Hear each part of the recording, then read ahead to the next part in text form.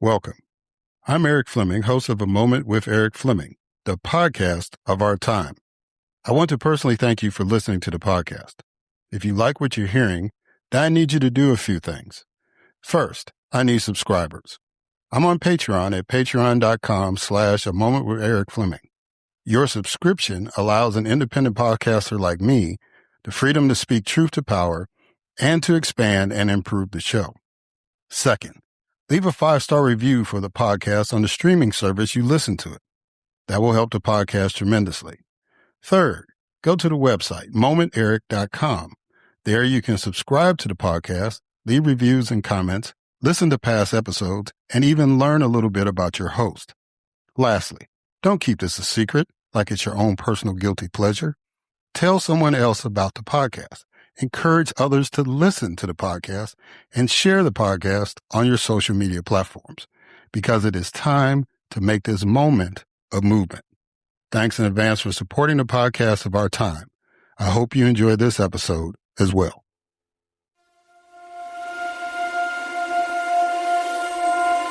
The following program is hosted by the NVG Podcast Network.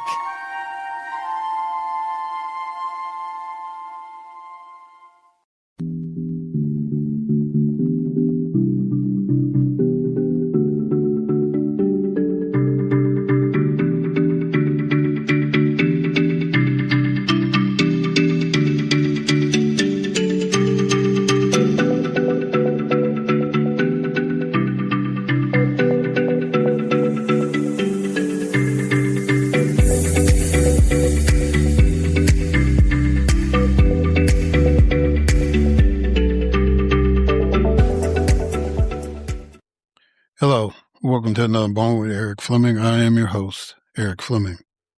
So I don't have any guests this week, so it's not my fault. And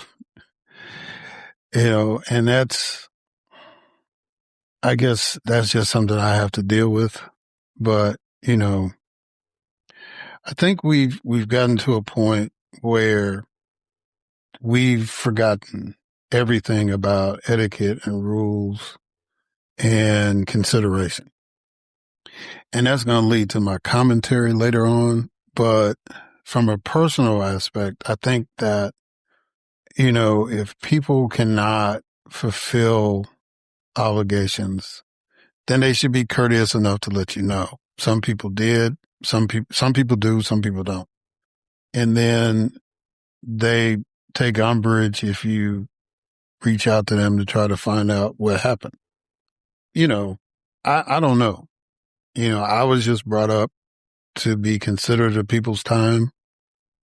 What you might not think is important is probably greatly important to the person that you're disrespecting. And, it is what it is. I just think, and that's endemic of the political climate that we're in. I think people have just lost respect. But again, I'll get into that, into the commentary. Right now, just want to reach out to folks. And for those of you who do listen and those of you who respect this podcast, please show some support. Share it with your friends on social media. Support the podcast through Patreon or directly on www.momenterik.com. And not just my podcast, but other people who have taken the time and who are putting themselves out there to try to counter what we're seeing on a daily basis. Anyway, so please do that. All right, let's go ahead and kick this off. And as always, we kick it off with a moment of news with Grace G.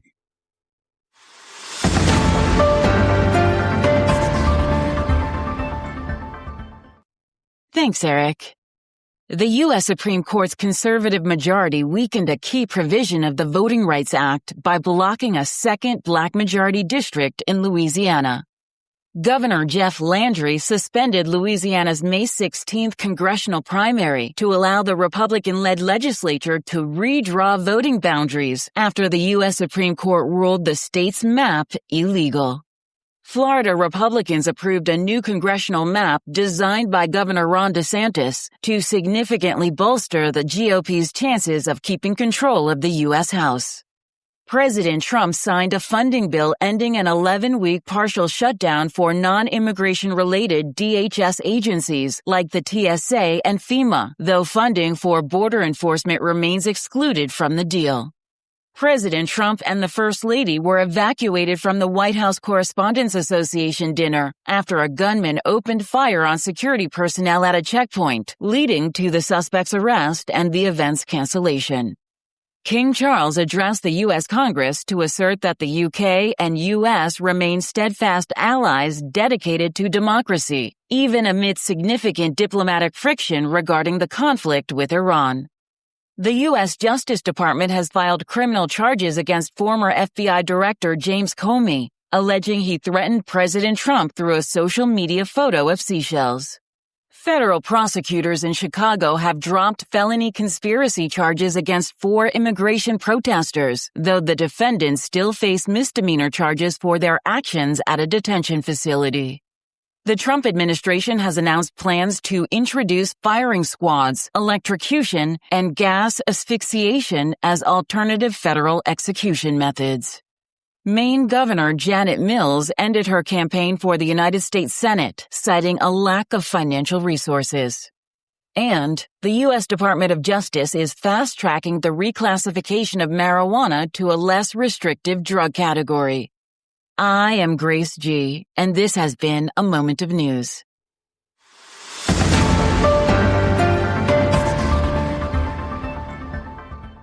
Thank you, Grace, for that moment of news. And now stay tuned for my hot mic on the Supreme Court decision.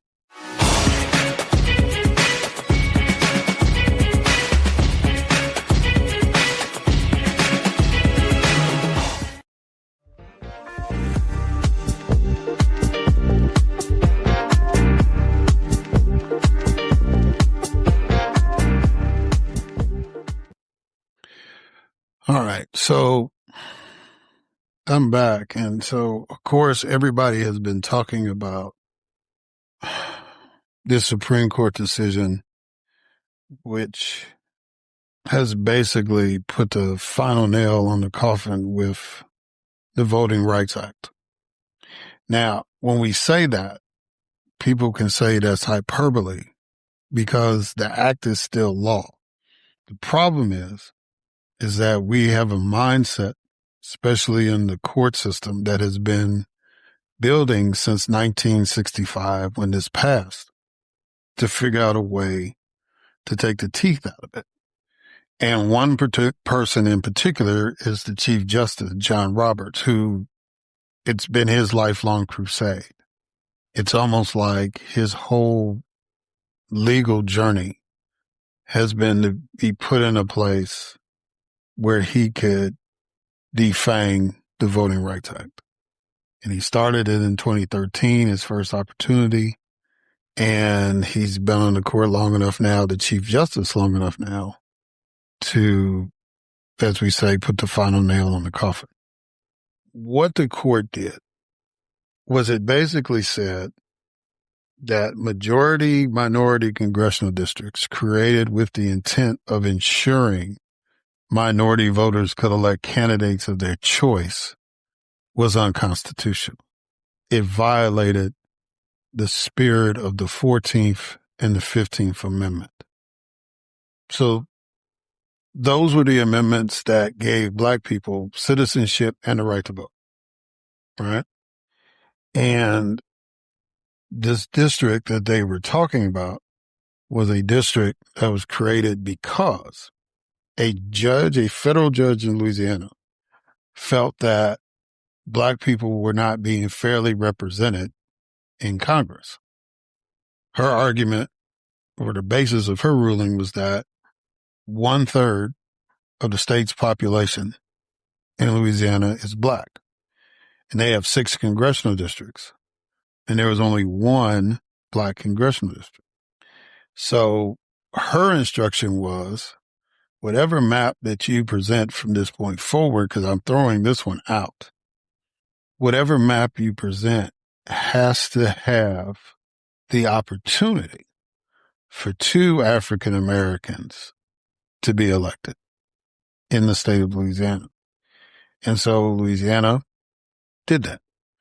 They came up with a map which created 2 black districts, and the 6th district, which is the one that's in question, is almost like a straight line right in the cutting diagonal across the state of Louisiana, right? And that created enough of a black voting age population to elect a black person to serve in Congress. And that person is serving right now.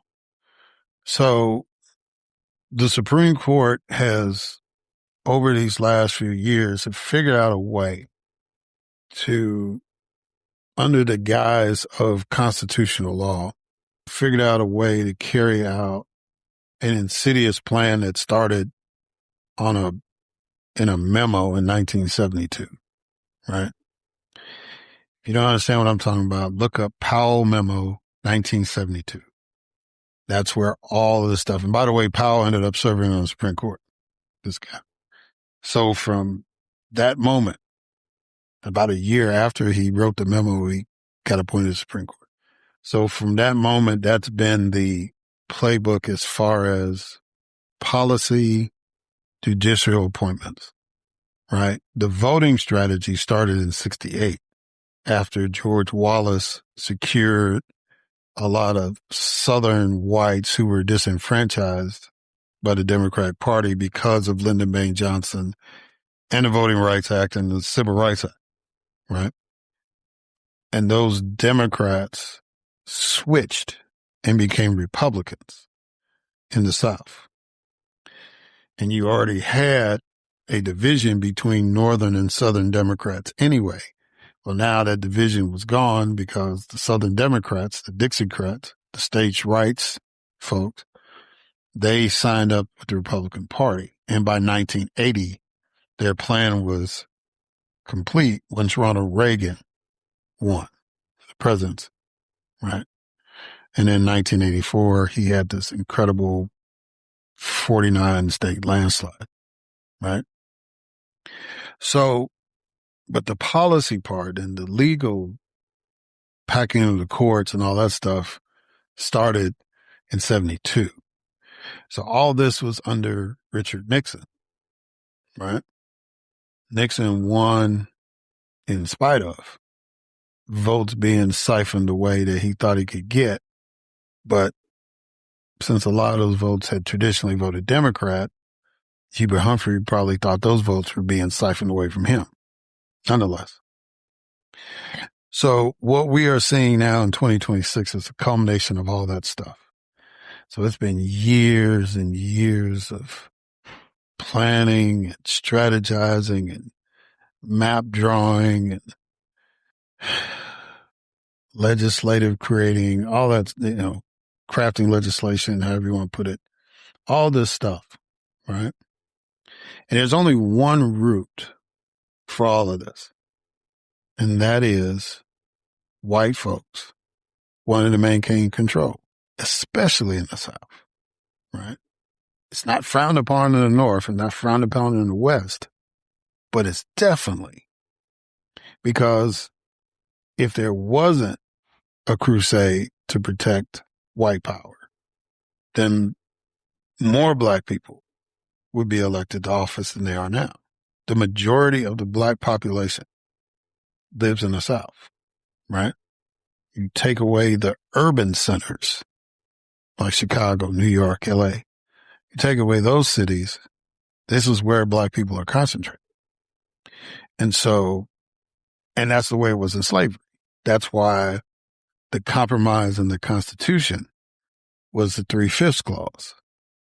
So for those arrogant white folks that want to spout that they're constitutional lawyers or historians and all that, and then like try to ignore the history and the constitutionality of this bullshit that they've been doing, then they can miss me with that. And they can miss all of us with that. Doesn't matter if you're black, white, Asian, Latino, If there's some folks out here that are saying that this court ruling and everything else that's led up to it is legitimate, they're just feeding you bullshit wrapped up in white privilege intellect. That's all it is. I'm not a lawyer. I don't pretend to be a lawyer. But having the privilege of, for 9 years, being in a position to actually make laws, you kind of get someone, and being involved in lawsuits, you kind of get a working man's understanding. And the thing that kills me about this Louisiana case that challenged the new map, because that's how we got this case. After that judge forced the legislature to do that, then they had the elections in 24. Now this group of folks tried to stop the election in 24, and Supreme Court said, well, no, we're not going to deal with it now because it's too close to the election. So they wanted to revisit it, and they had two sets of oral arguments for this one in 2025. Normally it's just 1 day set aside for the oral arguments, get that documented, and then the lawyers and the law clerks and the justices make their decisions, do their research, allegedly, whatever. And the issue about standing, because they said it was a group of non-African American voters in Louisiana. So let's narrow that down. If it was a group of Asian and Latino voters that said that there shouldn't be a second black congressional district, that'd be interesting. And it'd been interesting to understand that they feel that they should have it, or creating a new black district would deny them the opportunity to even run. Don't know. But anybody white that was a party to the lawsuit didn't have standing. See, at least the Asians and Latinos would have standing because they are actually a minority that falls under the protection of the Voting Rights Act. But any white person in Louisiana that filed a lawsuit, they don't have standing because the provision was designed for protection of minorities. And as of right now, the majority of the population in the state of Louisiana is white. So if black people were fighting and saying, we don't need this black district, they had standing. If Latinos or Asians said they don't want this district, they have standing. But white folks do not, because they're not a minority in any state, not even Hawaii, not anymore, right? They might be still a minority in Hawaii. But in the mainland United States, every state, white people are the majority. Like you said, in the South, high percentages. Mississippi has the highest percentage. It's basically at 40%. Louisiana is at a third. Alabama is 30%. Georgia's in the 30s, right? South Carolina. If they're not in the 30s, they're in the high 20s, right? All these states, the descendants of slaves, whether the kids moved north and the grandkids came back, pretty much the epicenter of black culture in America comes from the South. So if, based on the political climate, the New York Times projected that if Southern leadership, which is primarily Republican in the Southern states, as far as the governorship and the majorities in the legislature, Mississippi, Alabama, Georgia, South Carolina, Arkansas, Louisiana, all them, Florida, they're all majority Republican and have a Republican governor. All of them. And so Georgia's the only state that's purple. It used to be Florida, now it's Georgia, right? Because they have some statewide people, or have had within the last decade, statewide Democrats. Georgia has 2 U.S. senators. They got 7 white men in the state constitutional offices, but they have 2 U.S. senators, somebody of Jewish descent and somebody black. So the senators are not impacted by that, the U.S. senators, because they have to run statewide. So there's no district defining them. I remember when I ran for the U.S. Senate, people could ask me, are you running for the northern half or the southern half? I had to break it down. No, it's statewide. All the counties vote. Every congressional district votes for the U.S. senator. So gerrymandering doesn't impact U.S. senators. What gerrymandering impacts are the House of Representatives and the state legislatures, right? Some states get around it at the state level by saying they just draw Senate districts and then you pick so many representatives out of that Senate district to comprise the House. But then the gerrymandering falls into the Senate, right? Nebraska, they're unicameral. They only have one chamber, and that's the Senate. So it is what it is there. But everybody else is what we call bicameral. They have a House and a Senate. And so most of those states draw the lines for the House districts and the Senate districts.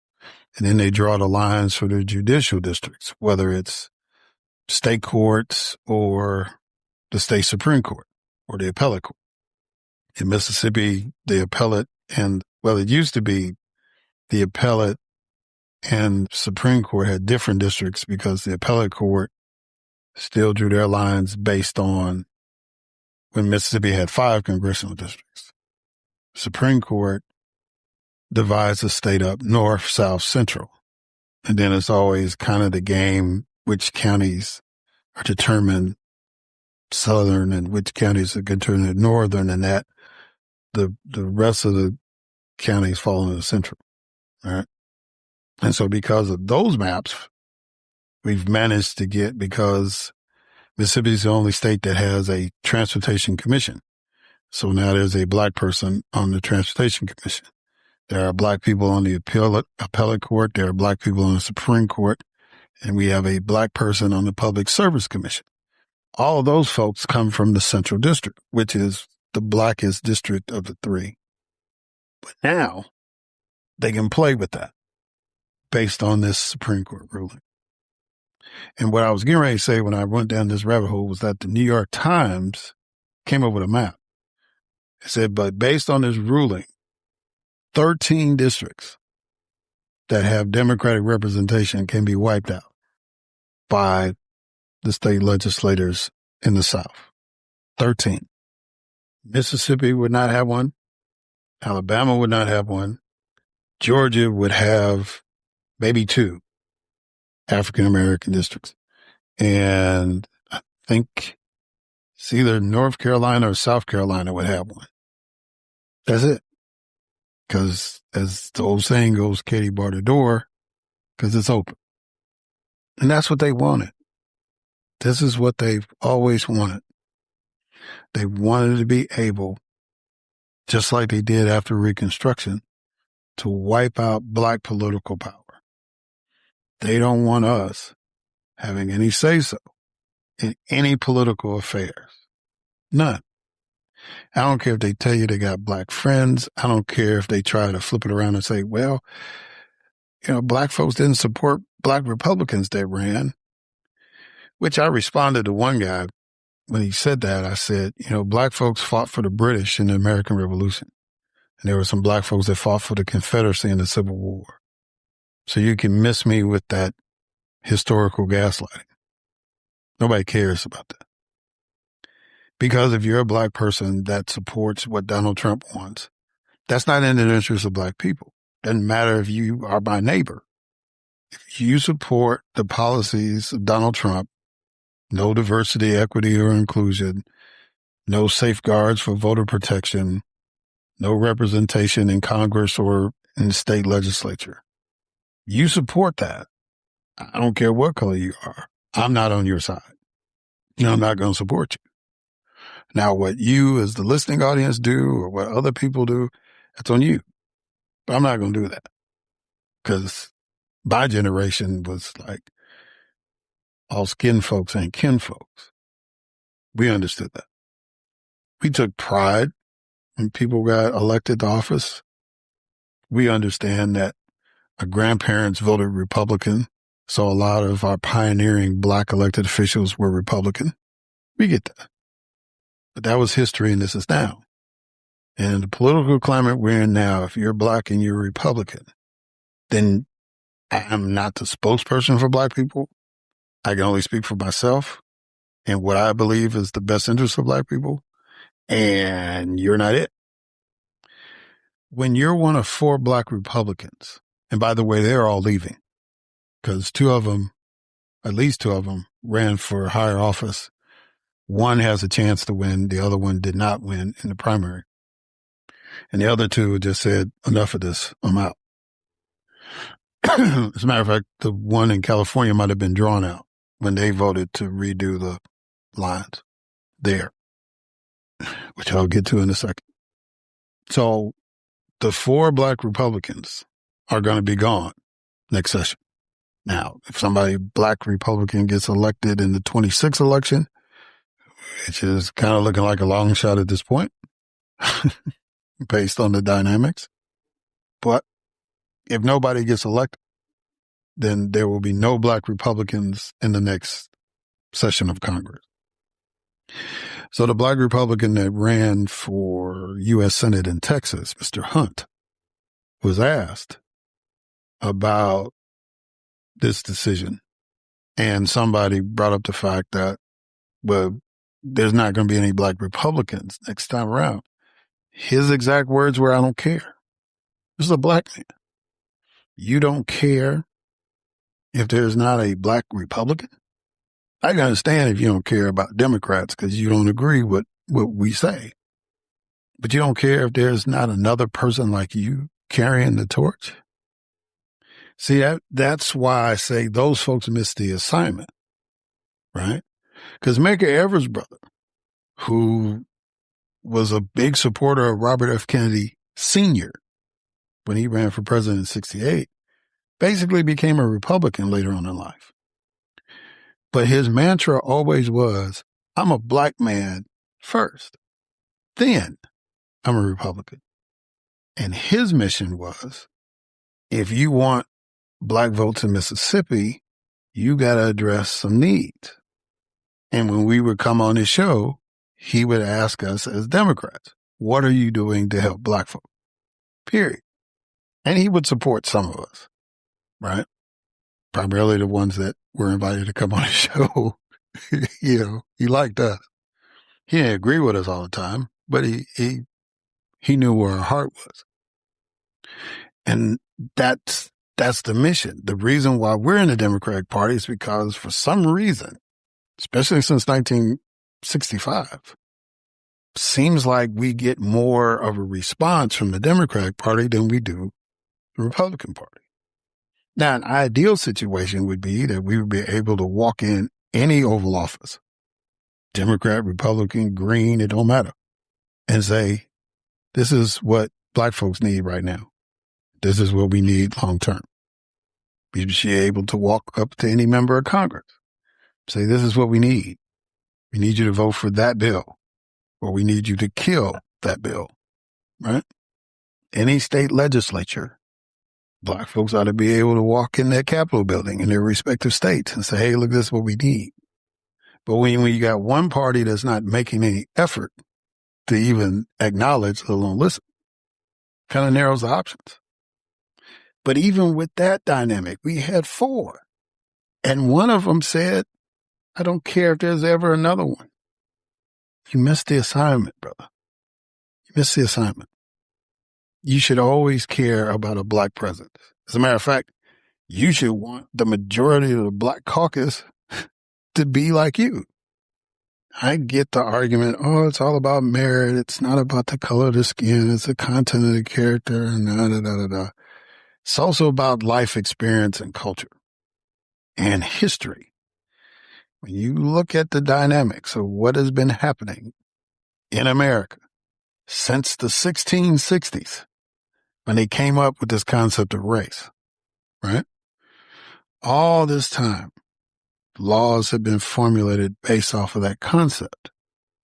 And if the less pigmentation you had, better off you were going to be, the more privilege you were going to have. That's where we get this term white privilege from. It's based off of the dynamics that started after Bacon's Rebellion in the 1660s. Look that up, right? I was in Virginia. Before the British and the French Indian War, before that happened, race was on the books in what we now call America. And everything stems from that. The justification for chattel slavery. All that derives from creating this false superiority argument. And every ruling that this conservative court makes, especially when it comes to voting, As a matter of fact, this is how crazy they are. They made a ruling that Alabama should have 2 congressional districts, right? And now, based on this ruling, that might overturn that one that they just made a year earlier. They said, based on the population, Alabama should have 2. They agreed with the lower court on that. And Alabama their legislature has been openly trying to defy the Supreme Court ever since they said, no, they should have 2. But when Louisiana said it, no, that's going too far. Now, Clarence Thomas, a black man, has been consistent because he dissented against the ruling for Alabama. He co-authored the majority opinion in this last case. The official name of it is Louisiana versus Calais. It's the official name of this decision that just happened. He was down with Shelby versus Holder. He didn't even want to have the second oral argument for Louisiana versus Calais. They voted on whether they should do it, and he was the lone dissenting vote on having a second day of oral argument. That's how made up his mind was. So, and Clarence just took me off of a track just thinking of that, right? But that's another guy who doesn't understand the assignment. And they all say, well, Eric, what about people like Thomas Sewell and Armstrong and all that? They get the assignment. None of us said that there's not a conservative argument for black liberation. None of us said that. They try to make it.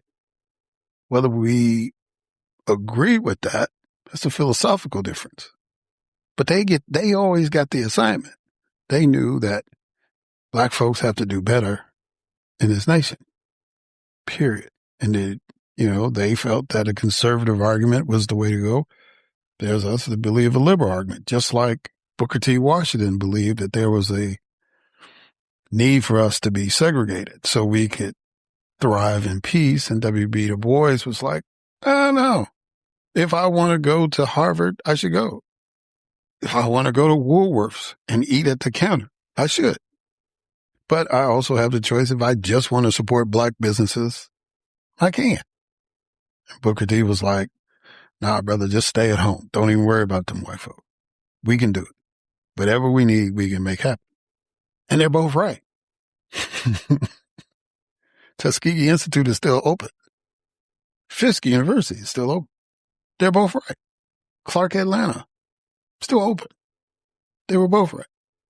We can do our own thing, but we have the right to choose whatever path we want to go, which is why it's okay for black people to be Republican. That's a choice. You have the freedom to do that. My challenge to anybody that wants to identify with any political party is that keep the main thing the main thing. How is this going to help black folks? How is it going to help my black family? Period. Because when I was saying that the Republican Party just totally ignores us, you can make the case that the Democratic Party takes us for granted because we're going to give them 80 to 90% of the vote every election. but that's not given willy-nilly. Again, if I reach out to a Democratic elected official and say, hey, I need you to look at that, it's going to be looked at. They might try to tweak it, might try to curry some favor and compromise with their Republican friends to get some semblance of what we want done. But at least we'll get the audience. The Republicans have gotten so bad that if you're not Republican, period, doesn't matter if you're black, white, purple, or green, they're not going to give you the time of day. They literally now have it set up where lobbyists only talk to Republicans in Republican majority states. They don't want 100% vote. They just want something passed. When I was in the legislature, they talked to all of us, each and every one of us. Now, there's strategies. You got to get the chairman to bring it up and blah, blah, and all that. But it's kind of embarrassing.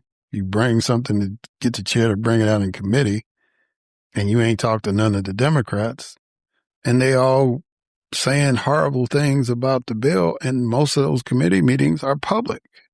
So now the press and citizens are going to hear that, wait a minute, this thing is not what they said it was going to be. And that raises doubt. But if you're a good lobbyist, you try to convince folks on both sides, it's really a good idea. Not going to get everybody, but you might if you make an effort. But that's not the political climate we're in, which is even more reason why this judicial decision, no matter how my so-called white intellectual conservative friends want to spin it, is dumb as hell. Because it goes against the very premise of their argument.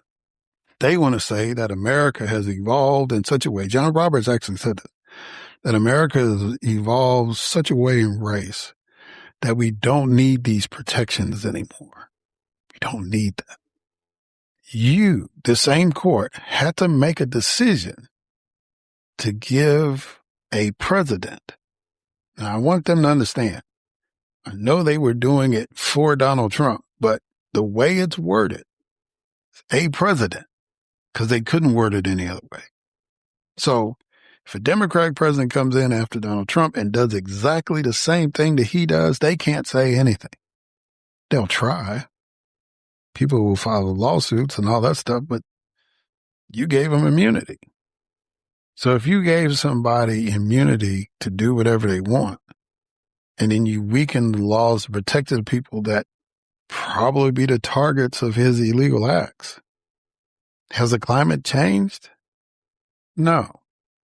And if it had changed, you just set it backwards. But anyway, like I was saying, these folks that filed the suit didn't even have standing to bring it, but it was entertained. And once the court entertains it, then the argument of standing doesn't matter. We literally had this Supreme Court, make a decision on a lawsuit filed based on a hypothetical situation. No tort was committed. There was no harm at all. What if such and such happened? And the Supreme Court made a ruling on that. That's how crazy the times that we're in. They always used to say even with the Warren Court, they would say, oh, these are activist judges and we got to get away from them and da-da-da-da. The initials GOP stands for games of projection. Because what they say that they're against, the truth of the matter is that they actually are for it. They just mad that they're not the ones doing it. If you hear a Republican say, oh, well, I'm tired of these activist judges, what they're really saying is, I really wish one of our people was in there to do exactly the same thing for our folks. That's it. Anytime the president says something, accuses somebody of something, he's done it. He's upset because a grown man, for whatever reason, assembled seashells on the seashore and spelled out the numbers 8647. He took that as a threat. Why? Because he has said 86 somebody. That's what when he says it, he means do harm to him. That's not what the connotation means. It's a restaurant term that's gotten into the lexicon. But he said that's what gangsters say. No, that's what you say. That's your interpretation of it. So when somebody throws it back at you, you get offended. Now you're saying he's trying to kill me. That's crazy talk, man. And we got folks, people that some of us used to respect, saying, that's right, Mr. President, you go get him. That's insanity, bro. That's where we are. Behavior that wouldn't have been tolerated when I was elected, frowned upon. You couldn't even make it out of the primary. You probably wouldn't even be allowed to qualify. Now it's like, okay, Mr. President, you do what you want. And this is the environment where the Supreme Court is making an argument and saying, yeah, well, we don't need any protections at all. Everything's fine. They're just like the dog sitting at the table and the house is on fire. Everything's fine. We're good. Craziness, you know? But I just wish that, well, let me say this. I shouldn't say wish. I pray that people are paying attention and they will act accordingly, right? When the decision first came out, I posted a couple of Bible verses, one from 2 Corinthians, not 2 Corinthians, Mr. President, 2 Corinthians, and from Galatians. The one from 2 Corinthians, people are familiar with, the battle is not yours, it's the Lord's. And from Galatians, it was the verse that basically says, if we don't get weary, we'll win. And so Galatians 6:9 is more relevant even to those who are not spiritual, because what this group of people that have spawned out of the 68 Southern Strategy and the 72 Powell Memo have evolved into is a group of folks that want us to get tired of fighting and just submit. Just say we can't win and we'll just do whatever you want, man, just so I can watch my ESPN and go to work, drive my car, take my kid to a ball game, whatever. Get to eat at Nobu once a year or something, or the varsity, whatever your pleasure is, right? That's what they want us to do. They want us to just say, oh, well, I guess that's that. Keep our head down and keep moving. But Galatians 6:9 basically reminds us that as long as you keep fighting, as long as you don't get tired, as long as you don't get weary, the reward is coming. You're going to win. Victory is on the way. So, I'm a believer, so that's what keeps me going. I think, people disappoint us. People disrespect us. Familiarity breeds contempt among people. But you cannot let it stop you from doing what you're doing. If they don't buy in the vision, that's their loss. They don't want to get on the train, they've missed it. So that's something I have to always remember, and I hope that's something that you take to heart. But when it comes to fighting for our freedoms and our rights, and it's pretty obvious that people that you're around don't respect those freedoms and your rights, you have the right to kick them to the curb. You have the right to tell them to step off. You have the right to tell them, don't cross that line.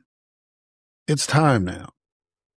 And I think it's up to individuals whether they want to forgive them afterwards or not. I'm not. I'm too old.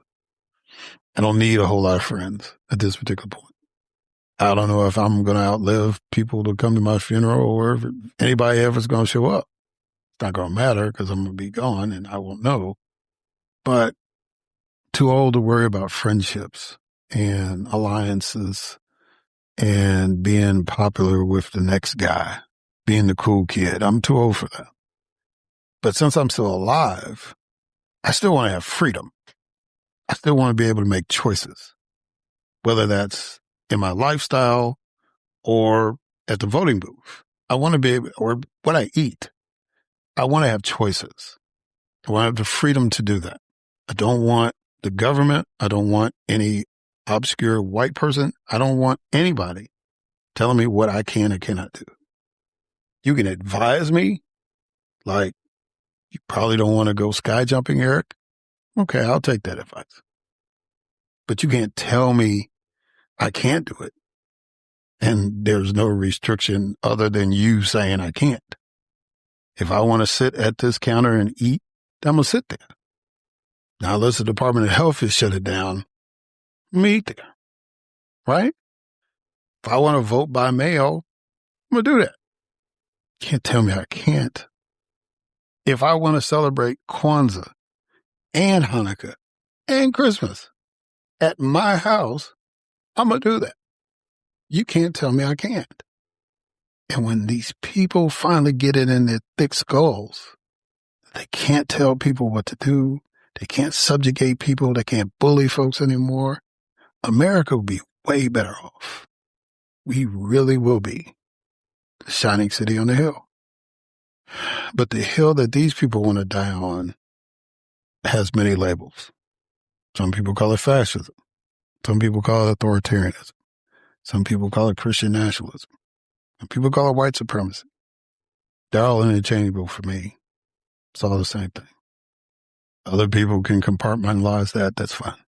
It's all the same for me. If you want to deny me my opportunity to either be a representative, elected official, or to vote for somebody that looks like me to be one, we're not good and never will be. And folks say, well, that sounds like an emotional argument.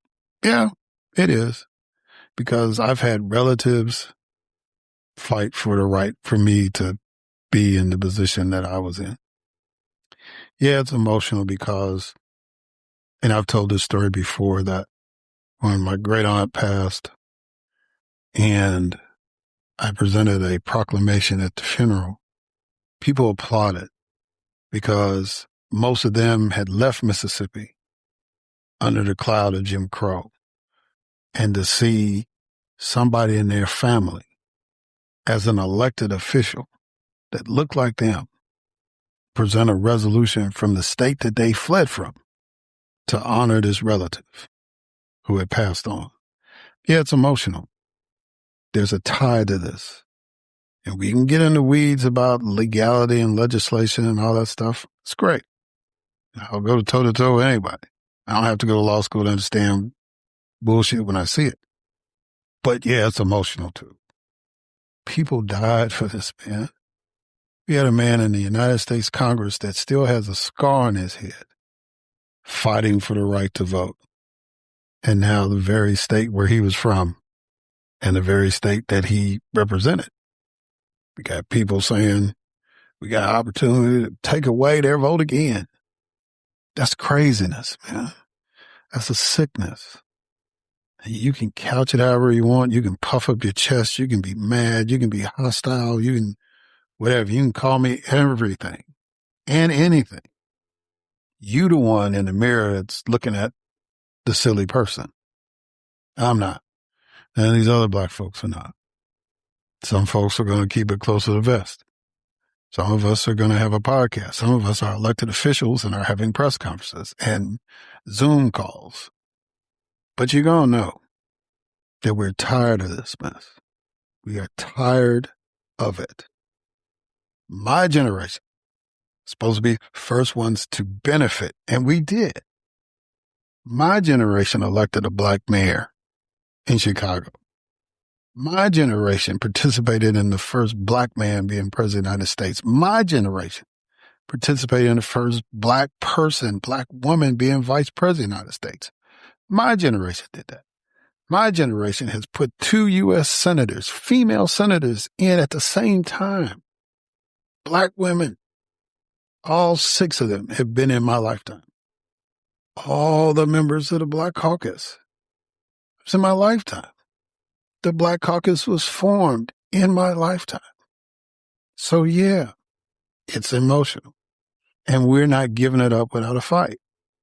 No matter how you skew it, no matter how you try to divide us, you can stick all the faces that look like us out there on Fox News and Newsmax and OAN. You can get arrogant people like Scott Jennings and others to smirk their way through an argument, but it is not going to get us to end our fight. We will not lose our resolve. Y'all done overplayed your hand. I told the guy, you've played your hand. Now it's time for us to play ours. And if you hurt once we play it, if you've been taken down a notch once we play our hand, so be it. See, Malcolm X gave you an option. He gave you an option. And it seems like you want to choose the latter, right? Remember the option, the ballot or the bullet? Y'all remember that? He gave you the option. Now, it seemed like you accepted the ballot option. But then that black man got elected president. Y'all tolerated us being in Congress. You tolerated us being in state legislatures. You tolerated us getting a few governorships. You definitely tolerated us being mayors. But that black man got to be president. And then that black woman came, got to be vice president. And y'all lost y'all shit. And y'all are willing to tear this whole thing on the 250th anniversary of American independence. Y'all ready to tear it all down, destroy it. Because the descendants of slaves and African immigrants ascended to positions of power. That's trifling, man. So when people say the American dream is a lie, why do y'all get upset? Y'all the one that make it a lie. If you leave us alone, and I've made this appeal ever since I've had this podcast, if you just leave us alone, let us live our lives, let us pursue what we're going to pursue, whether we want to be a star in the National Basketball League or an astronaut. Leave us alone and let us do our thing. If we can make it, we'll make it. If we can't, we can't. If we get accepted to Harvard, cool. If all I want to do is go to Hines Community College, great. Just leave us alone. If I could just sum up all of this stuff, whether it's dealing with taking away historical landmarks or changing the rules about voting or,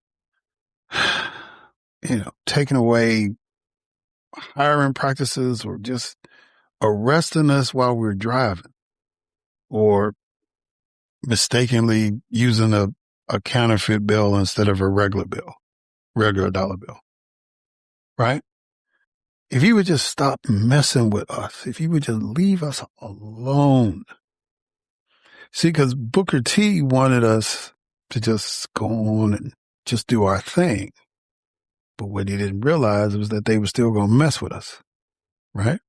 Because when he spoke at the Cotton Exposition here in Atlanta, he was saying, if you let black folks do their thing, we can get along. And 30 years later, a black business district in Tulsa, Oklahoma is burnt to the ground. We were doing our own thing, but you wouldn't leave us alone.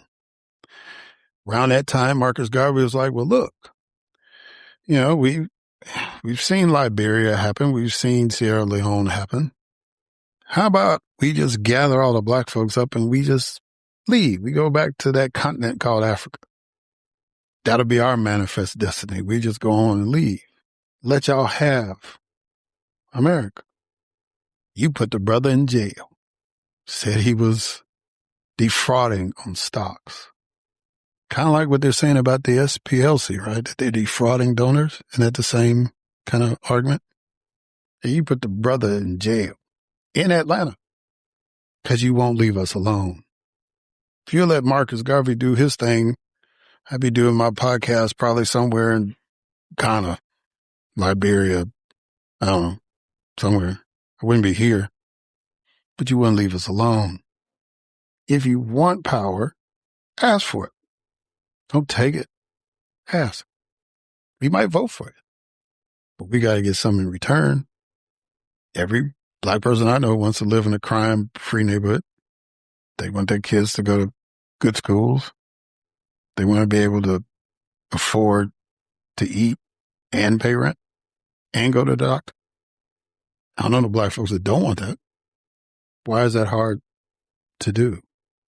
Because some of your rich folks says, let them eat cake. Got more important things to do, like build a ballroom, right?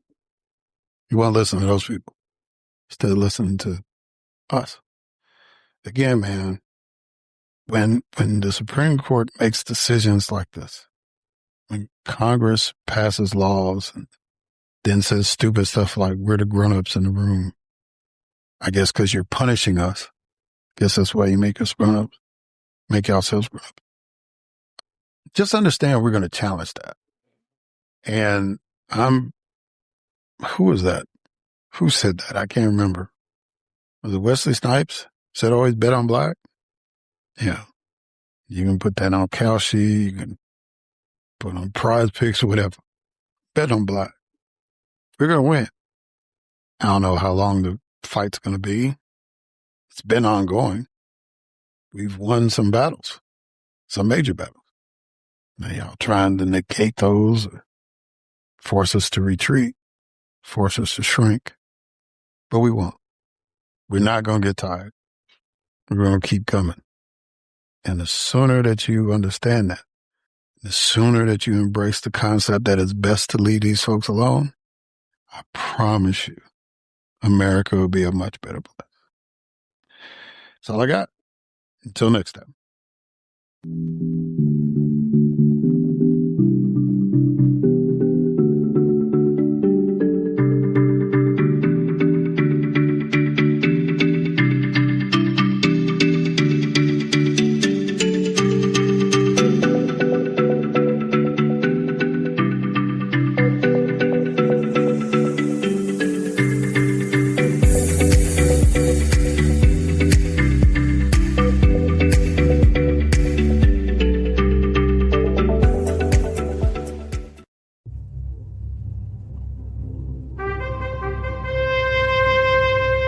NBG Podcast Network.